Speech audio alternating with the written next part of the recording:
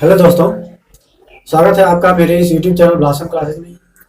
यदि आप हमारे चैनल को सब्सक्राइब नहीं किए हैं तो सब्सक्राइब कर लीजिए और बेल आइकन को भी प्रेस कर दीजिए जिससे आपको हर वीडियो की नोटिफिकेशन सबसे पहले मिलेगा। दोस्तों, अगर आप क्लास 12th में पढ़ते हैं, अगर आपने कहीं प्रिपरेशन नहीं स्टार्ट किया तो आप हमारे चैनल से पढ़ाई कर सकते हैं। मैं बेसिक से लेकर फुल 9 तक पढ़ाता हूँ। आप यहाँ से पढ़कर जो है अच्छा मार्क्स पा सकते हैं और अच्छे नंबर ला सकते हैं। ठीक है, चलिए देखते हैं आज की इस वीडियो को। आज हम देखेंगे अध्याय 5 चुंबकत्व एवं द्रव्य। ठीक है, चलिए देख लेते हैं आज की इस वीडियो में। हम आज नया चैप्टर स्टार्ट करने वाले हैं हम। ठीक है, अध्याय 5 है चुंबकत्व एवं द्रव्य। अभी इसमें तो एनसीईआरटी का बुक है तो ऐसे दिया है इसमें, लेकिन इसमें कुछ और, जैसे पृथ्वी का चुंबकत्व नामक पाठ से पहले जाना जाता था तो एनसीईआरटी में ऐसे दिया, तो ठीक है इसी ऐसे ही हम पढ़ेंगे। ठीक है, तो चलिए देखते हैं क्या है। हम इसके कुछ बेसिक हेडिंग बताएंगे और उसके बाद आपको आगे बताया जाएगा। तो इसको पहले जैसे पृथ्वी का चुंबकत्व नाम के पाठ से ही जाना जाता था, यही मतलब पृथ्वी के बारे में ही हमको पढ़ना है, पृथ्वी के चुंबकत्व के बारे में। तो पहली हेडिंग है आपकी पृथ्वी के चुंबकीय क्षेत्र का प्रमाण। पृथ्वी के चुंबकीय क्षेत्र का प्रमाण हम पढ़ेंगे आज। ठीक है, क्या क्या प्रमाण है पृथ्वी का चुंबकीय क्षेत्र के बारे में, चलिए देख लेते हैं। यदि पृथ्वी के चुंबकीय क्षेत्र का प्रमाण है हेडिंग, यदि एक लोहे के टुकड़े को जमीन के अंदर कुछ समय के लिए दबा दिया जाता है तब लोहे का टुकड़ा चुंबकित हो जाता है। यह इस बात का सबूत है कि पृथ्वी के पास चुंबकीय गुण उपस्थित है। मतलब पृथ्वी का चुंबकत्व का मतलब ये प्रमाण है कि पृथ्वी के अंदर अगर कोई वस्तु लोहा दबा दिया जाता है क्षण चुंबक को, तो वह कुछ समय बाद वह चुंबकित हो जाता है। तो यह इस बात का प्रमाण है कि मतलब पृथ्वी के पास चुंबकीय गुण उपस्थित है। दूसरा देख लीजिए, दूसरा आपका है एक क्षण चुंबक को स्वतंत्रता पूर्वक लटकाने पर,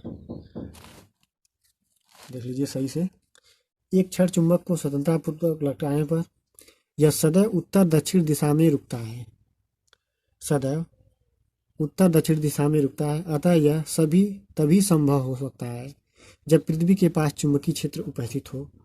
ठीक है, अभी ये तो छांट कर एनसीईआरटी के बुक से छांट कर लिखा गया है। ठीक है, जिसको आपको एकदम प्योरीफाई करके मतलब बताया जाता है। ठीक है, तो पहले से ही ले लिया जाता है। अब तीसरा देख लीजिए, समझ में आ गया होगा आपको। आप नोट्स बनाकर पढ़ेंगे तो बहुत अच्छा रहेगा, इसलिए बार बार आपको यूट्यूब पर देखने की आवश्यकता नहीं पड़ेगी, इसलिए आप नोट्स बनाकर ही पढ़ें।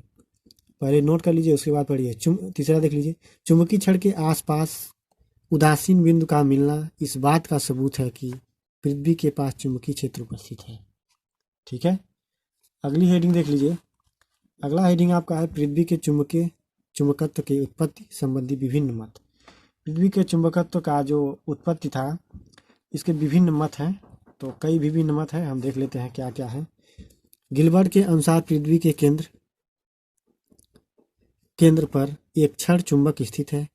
गिलबर्ट के अनुसार, गिलबर्ट ने कहा है, मतलब उनके अनुसार पृथ्वी के केंद्र पर एक क्षण चुंबक स्थित है जिसका दक्षिणी ध्रुव पृथ्वी के उत्तर में तथा उत्तरी ध्रुव पृथ्वी के दक्षिण में स्थित है। परंतु मैडम क्यूरी के अनुसार पृथ्वी के अंदर लगभग 100 किमी, यहाँ पर देख लीजिए, 100 किमी की गहराई पर तापमान लगभग 700 डिग्री सेल्सियस हो जाता है।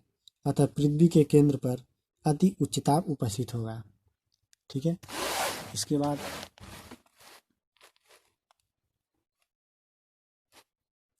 होगा अधिक ताप पर क्षण चुंबक ठोस अवस्था में नहीं रह सकता है।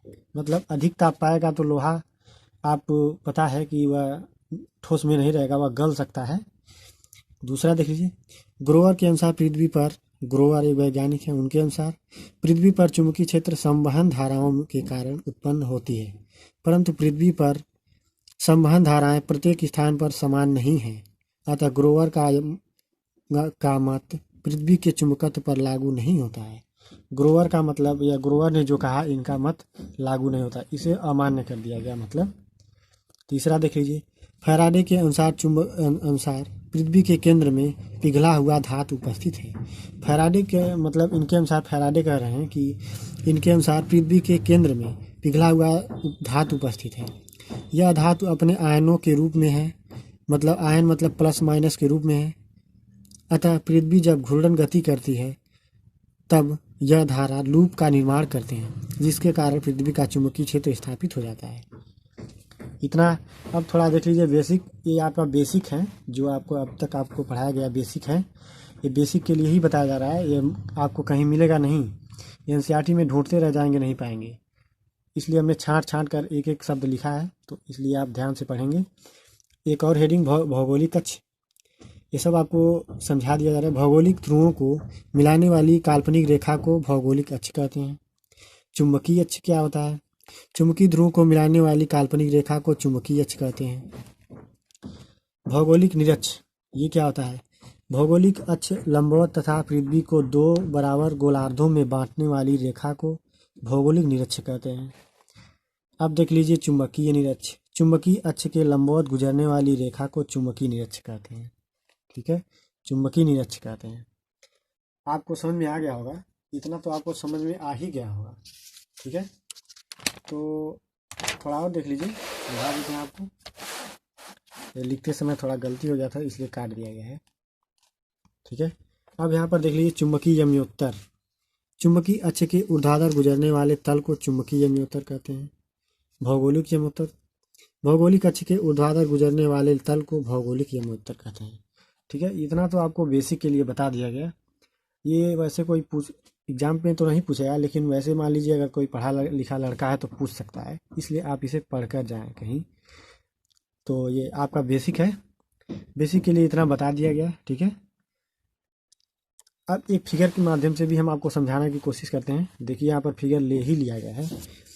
एक मान लीजिए ये पृथ्वी है, पृथ्वी का जो ऊपरी वाला भाग है ऊपर का, ठीक है, तो यह जो इसे पहले गोलार्धों में बांटा गया। देखिए ये लाइन गई, ये लाइन जा रहा है, इसे भौगोलिक हम अक्ष कहेंगे। चुंबकीय अक्ष, इस लाइन को हम चुंबकीय अक्ष कहेंगे। मतलब चुंबकीय क्षेत्र जितने वैज्ञानिक ने कहा ऐसे ही स्थित है। दक्षिणी ध्रुव है आपका भौगोलिक और भौगोलिक निरक्ष, उत्तरी चुंबकीय, भौतिक दक्षिणी ध्रुव, चुंबकीय निरक्ष। मतलब ये सब आपने इसमें बताया गया है, इसमें आधा आधा करके ही बता दिया है। इसका जो अर्ध भाग है भौगोलिक यमयोत्तर, भौगोलिक अक्ष है ये सीधा तार, चुंबकीय अक्ष ये आपका है, ये आपका चुंबकीय यमयोत्तर है। ठीक है, आपको इतना समझ में आ गया होगा। धन्यवाद, मिलते हैं अगले वीडियो में। आज के लिए बस इतना ही।